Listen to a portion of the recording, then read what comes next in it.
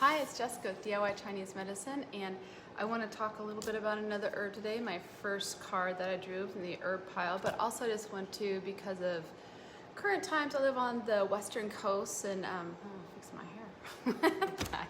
I live on the western coast of the United States, and so there's a lot of smoke, and I did do a post recently about air quality, and I just wanted to add a couple things to that. So I was really glad to see today one of the newspapers had reported that it's not just people with asthma and things like that that need to be careful. But why? It's because the particulates of the wood are so small that they go into the bloodstream pretty readily. Not every particulate that's in the air does that, but some do. And I think, there's a difference between house burning and wood burning, and they both have their issues. The wood burning also has the wood particulates that can go straight, almost pretty much straight into the bloodstream, is what I'd read when I did research in the past on this. So, and then there's talk about the different kinds of filters you can use and also masks. And if you can get the ones that have the carbon filter, the N95s are the best, but the carbon filters also help. In the news, they talked about they don't help all the way, and that's right. Just like they don't help all the way with the virus, but do they help slow it down? Yes. And the other thing is, if there's other particulates, you can actually see some of the particulate floating in the air or in the windowsills. It helps filter that stuff out. So even if it's, getting rid of some of it, it's going to help your system minimize what's coming into your body.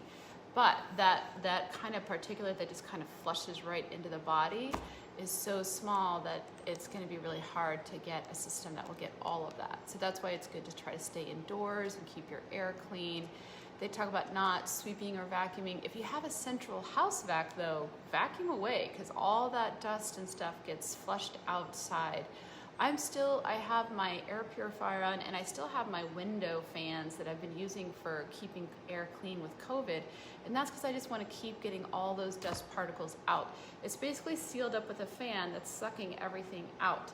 So the only trick with that is that it's a pretty strong fan, and you want to make sure it's not sucking in new air readily. So something to think about. I'm not an expert, but these are just some of the thoughts that I've had and I thought I'd share. All right, burdock. All right, thank you for waiting there for me. Okay, so this is this beautiful plant. If you've not seen it before, it's all over the place, and it's what Velcro was designed after. Isn't that kind of cool? If you've ever seen those little burrs together, you'll know what I'm talking about on your dog or on your pants, or just stick them together. They're so sticky.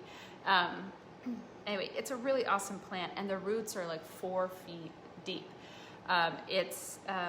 Japanese eat it, they slice it up, and Chinese too. I think it's gobi, I don't remember the name of it, but for the Japanese. But I just imagine them, because when I've dug these roots out, they're brutal. I'm like, wow, they go through and dig this out and make it into food. That's awesome. So it's actually a really beautiful plant, but very invasive. So it's on the invasive list. And it's often cultivated, particularly in East Asia. And it's thought to alleviate stomach problems and, quote, purify blood. The leaves are a remedy for poison ivy rash. So if you want to think about that, you could use the leaves for nettle sting. You could use them for all kinds of skin irritants if that happens when you're around. In my area, there's a lot of burdock. It can also be used as a culinary substitute for asparagus. I've more seen it like chopped up, and it's a lot of work to get it out. And also the seeds are a little bit different, but they said that you want to, under the Natural Science Academy, they say that you want to use those with a professional herbalist. Well, let's talk just a teeny bit about that. Let's go over the temperatures. It's cool, and usually anything that's going to help purify the blood is going to be cool, like dandelion, all those kinds of things.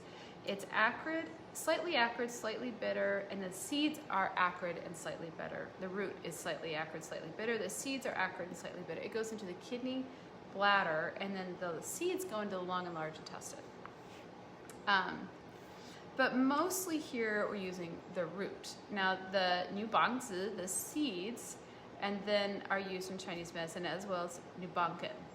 And that one is, gun is root and zi is seed. So that's the Chinese part of it. So it can clear wind heat, so you're getting antimicrobial, anti-inflammatory. sometimes it gets paired with nettles or ephedra mahong for allergies. It clears heat, toxin, retained pathogen. I love the retained pathogen part because many people have retained pathogens. That means you have like a retrovirus like herpes, something like that. But a lot of people have other types of retained pathogens. Pathogens your body just can't quite get rid of, like Lyme disease or different things like that. So it's really good for cleaning the blood and the lymph system if things are just accumulating in your system in that way. And I like to pair this one with Phytolacca. I did an earlier video on Phytolacca, and this is a great one to pair it with.